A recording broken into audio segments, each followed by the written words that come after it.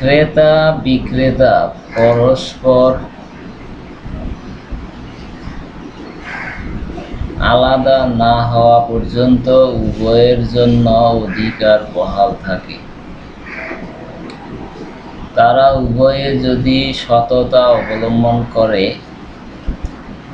এবং মালের দোষ ত্রুটি প্রকাশ করে দেয়, তবে তাদের এই লেনদেনে বরকত হয়। যদি তারা মিথ্যার আশ্রয় নেয় এবং দোষ ত্রুটি গোপন করে, তবে তাদের ক্রয় বিক্রয়ের বরকত তুলে নেওয়া হয়।